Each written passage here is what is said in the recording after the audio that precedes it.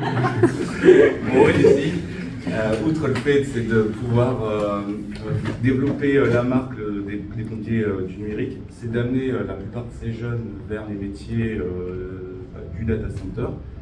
Ce qu'on attend d'eux, c'est avant tout une exigence et une rigueur.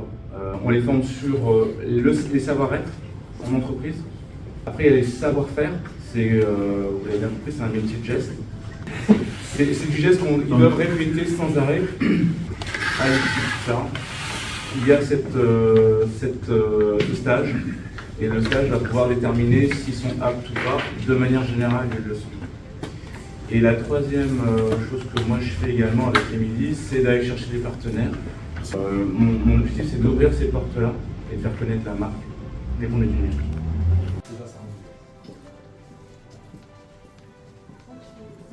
Pour des premiers entretiens au bout de seulement une semaine, je trouve que c'était très bien, avec déjà du contenu, de bons arguments qui ont été mis en avant.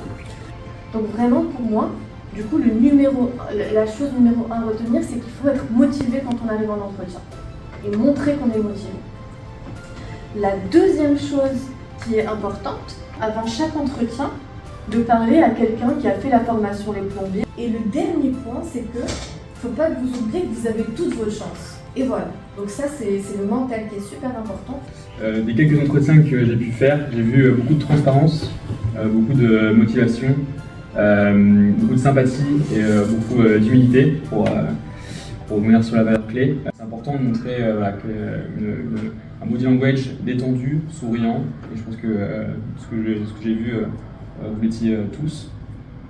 Dans les points peut-être un peu plus à retravailler, et c'est en lien avec l'humilité, n'hésitez pas à vous vendre. Vous avez tous des expériences, des expériences qui sont intéressantes, notamment dans les data centers, avec les plombiers. Vous allez avoir un stage notamment.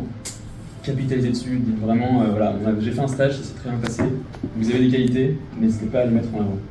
Et ça va revenir sur plein de choses qu'ils ont dites, mais elles vous rassurer sur le fait que vous allez rester, sur le fait que vous avez déjà travaillé, sur le fait que vous avez la bonne formation, que cette fois-ci c'est la bonne.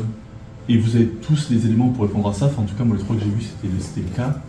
Donc, vous avez juste à chaque fois à comprendre pourquoi sa question elle va dans ce sens-là et y répondre. Et prenez le temps d'y répondre, de vous poser. Et la deuxième manière de rassurer quelqu'un, c'est de le regarder dans les yeux.